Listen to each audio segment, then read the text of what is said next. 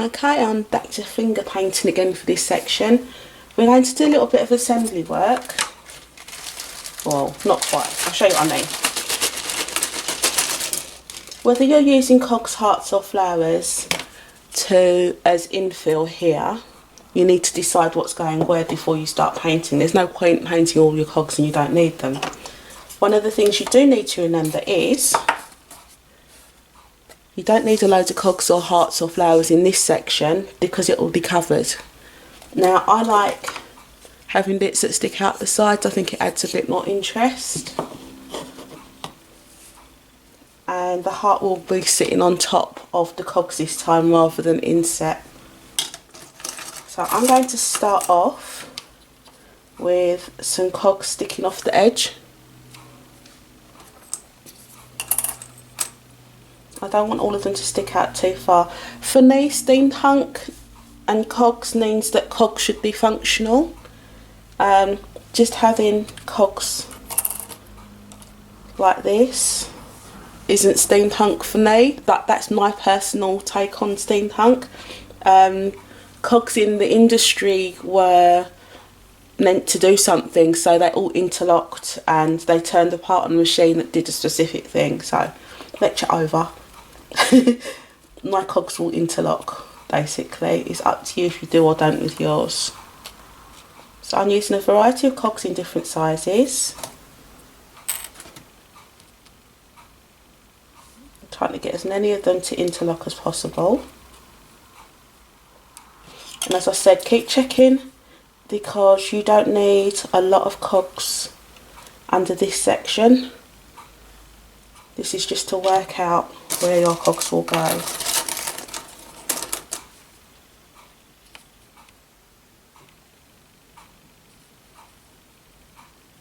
going to stick that on that way so it sticks off the side a bit. Where I've got gaps, I might stick little dainty ones.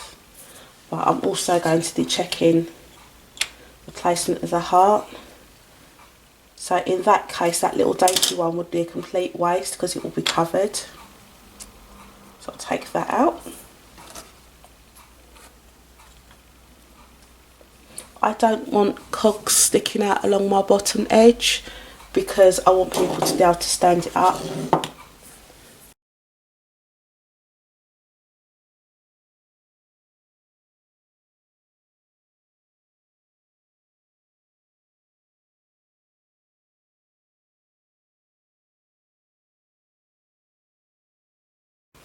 There we go.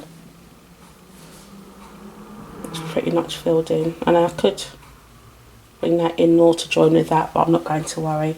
If you're worried about this dip being loose, stick a little diddy one up here just to give it a bit of balance. Or another thing you could do is put a big cog up at the top. Is that the biggest one? Yeah.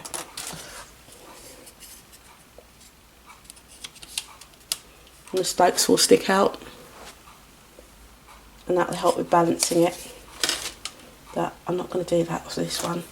So I'm quite happy with my arrangement. What I'm going to do is get my phone and take a picture. It's just to help me with putting things back on later.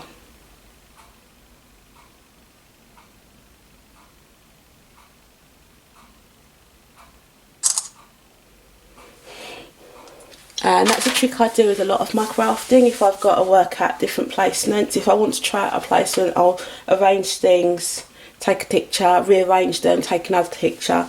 I might do that 3 or 4 times and then I'll decide which layout works the best for me.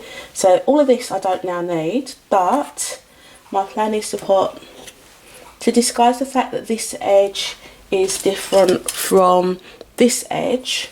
I'm going to put a large cog that side and again on the back. So I need to find 2 extra matching cogs that I can do that with. I think that might be the last one of that size I've got, so I'll go down a size.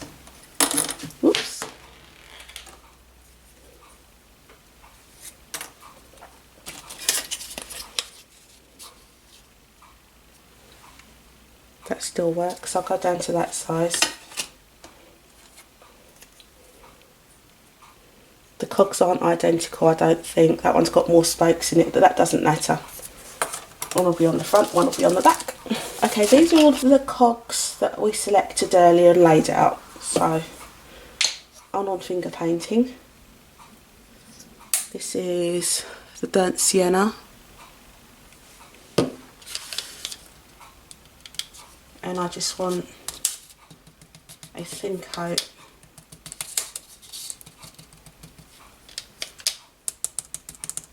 of paint on each one.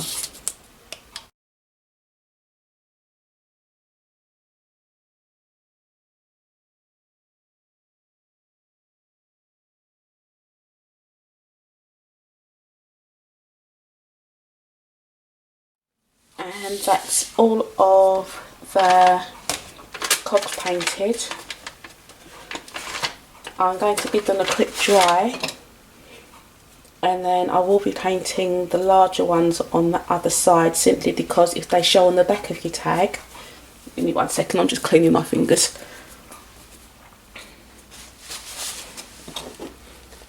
As they show out at the back of your tag, you don't want them to be their natural colouring in their brown on the front.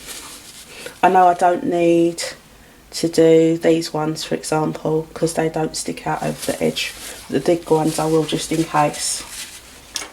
I should also point out the reason that I'm using my finger to paint is because I only want a really thin coat of paint on the cogs, and also it saves me getting paint on the sides. As you can see, the cogs is quite clean on the sides, and I'm using that part of my finger to paint and just dabbing, and that's quite an easy way for doing things like the flourishes that are quite curly. If you don't want to have to paint around all of those edges, just the flat of your finger is a really good way to do it. So let's quickly dry these.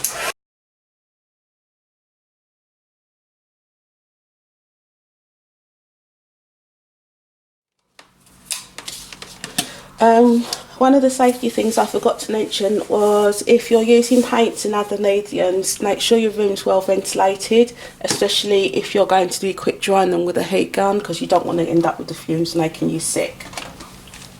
Okay, so I'm just referring back to my phone to work out which cogs I need to paint the backs of. So this one here needs the back doing, that one needs the back doing. Is it the bigger one?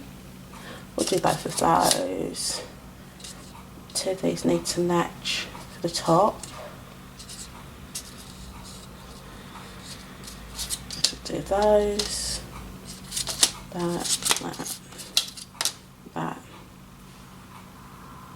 think that's a needle, a needle, a needle and a needle. So I won't do the flip side of those ones.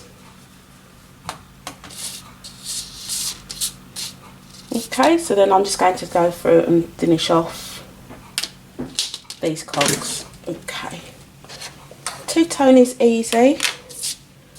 I tend to just push them all together like this.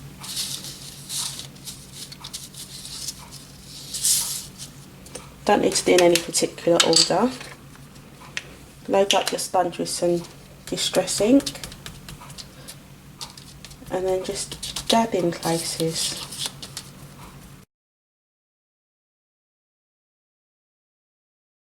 Remembering that you've got cogs that are done on both sides, flip your cogs over. I quite like a cog that's dark all the way around the outside and lighter in the middle, or dark in the middle and lighter around the outside. So I'll do one like that.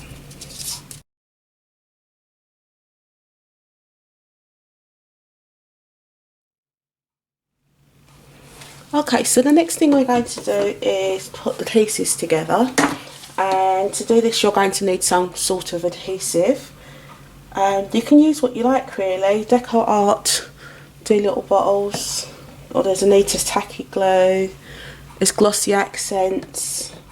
One thing I should point out with glossy accents, hoping this picks up on camera, where it goes it's glossy, so if you get it where you didn't want it, in between cogs, as much as you wipe, you're going to end up with a bit on there and you end up with a shiny bit.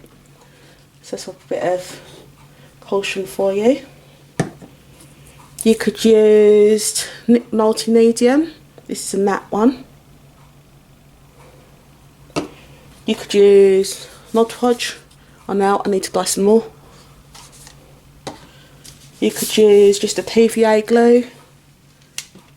So any kind of glue that you like to use, work with that kind of glue. I think I'm going to try the matte medium today. Okay, before I start gluing, I just wanted to show you the wings. I think they've turned out gorgeous.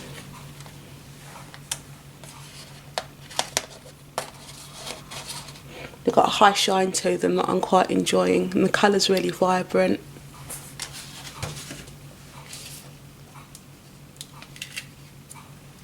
The mannequin's not completely dry yet, but I'm hoping you can see this on camera. It has started to crackle. So that's going to go back on the side for a little bit to dry some more.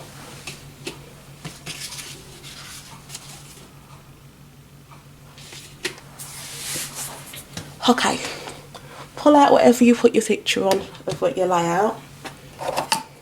Make sure you're working on the right side of your tag. And what I prefer to do is lay everything out again, following my picture. Remembering that I need to put 2 of these aside for the top.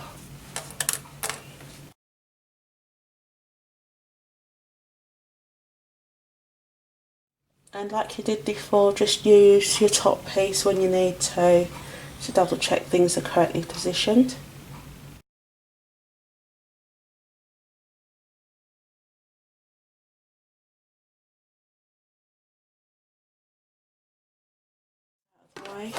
And then you start gluing.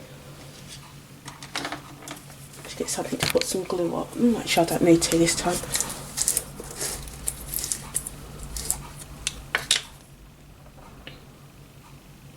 So that medium looks white, and it'll go on white, but it'll dry clear. It's a good adhesive, sorry, and it's good for sealing things when you're finished if you want to keep them waterproof.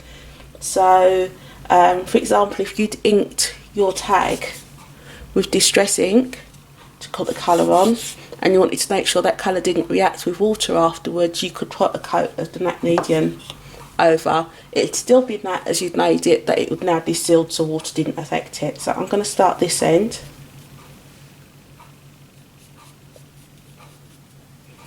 I'm not being too careful with the medium because it will go on matte, unlike the glossy accents I did last time. Just try to keep things in place. If you're not sure if you've glued one down, my advice is leave it alone, let the whole thing dry, and then tip it upside down. If anything falls off, you know you didn't glue that bit. Go back and add some glue.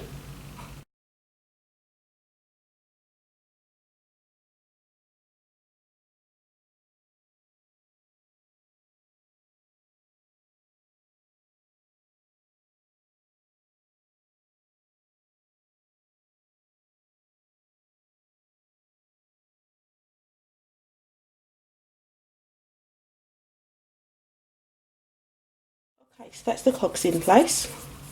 The next thing we'll need to put in place is the heart. So while that's drying, I'm just going to lay that on the top.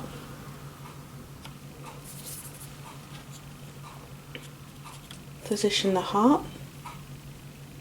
Now I'm still working out placement at this point.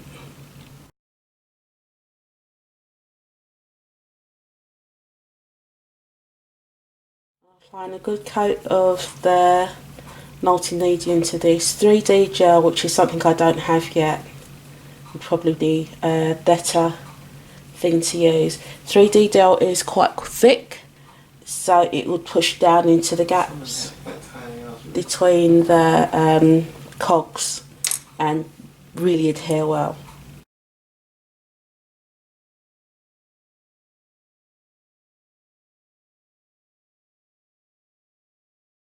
need to work on my glue work. This is a bit messy. One good way to get rid of that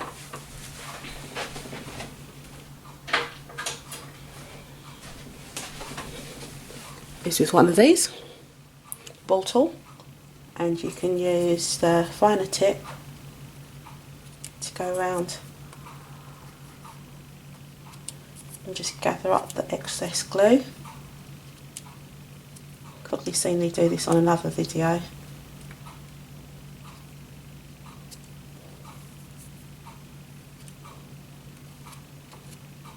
As I said, it's going to dry matte, so I'm not too worried. Try painting with a paintbrush.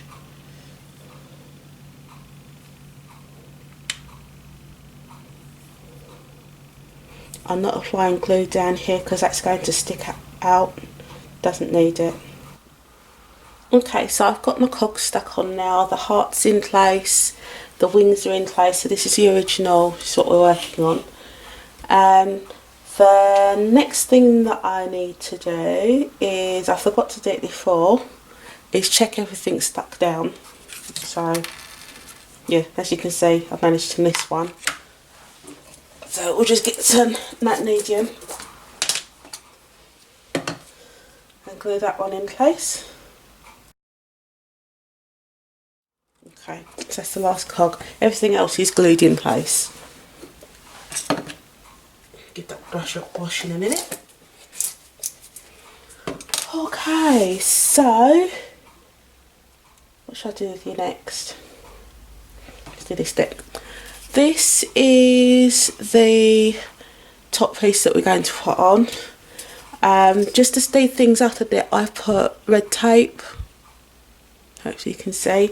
Just because the matte medium does take a few minutes to dry and I want to move through this stick fairly quickly, so what you need to remember is you can use whatever adhesive you're preferring. So if you're using that medium, glossy accents, Anita's tacky glue, whatever, use that for this step. I've applied my tape along the edges, here and here, along these edges. Apply your glue in the same places, so basically all the way around the edge of the frame. Excuse me while I get this off.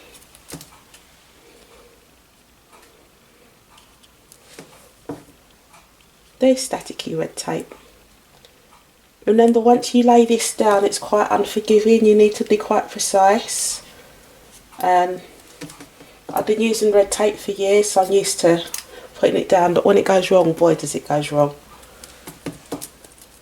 Okay, so that's all the, oops, missed a bit.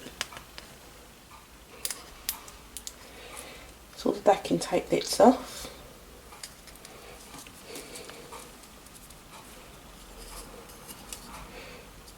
And I'm just going to line that up and then stick it down. I use my fingers around the bottom edge to get that lined up.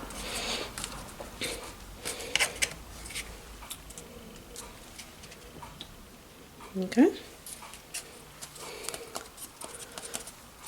Okay, the next part is my lady.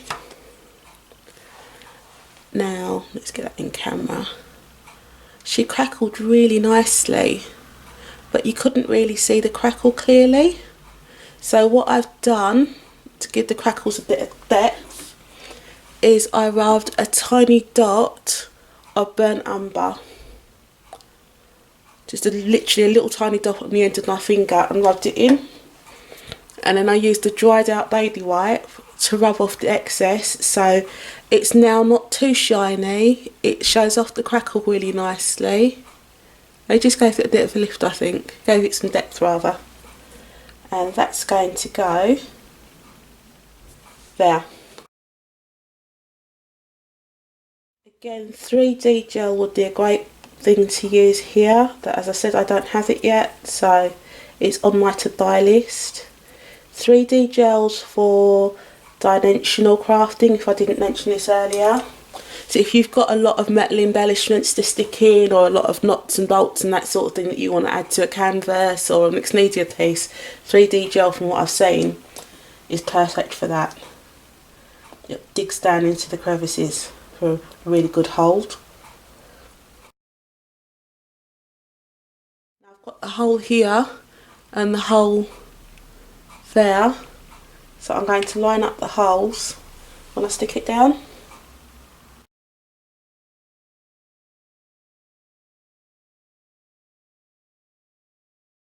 I was planning to put this one on the back, and I may still do that.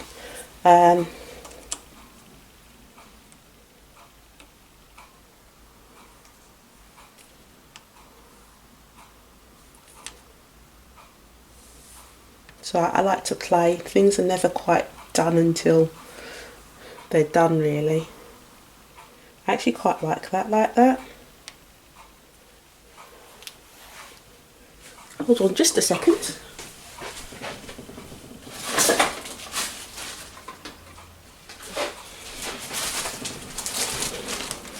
That's what I mean about my pieces evolving.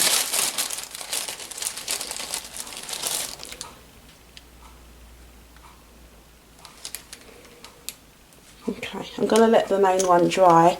It might end up with more cogs on the front and none on the back, I'm not sure yet. Okay, the section that we took out of here is this piece. As I'd said earlier, you could give this in place of a card, so that will fit wherever on there.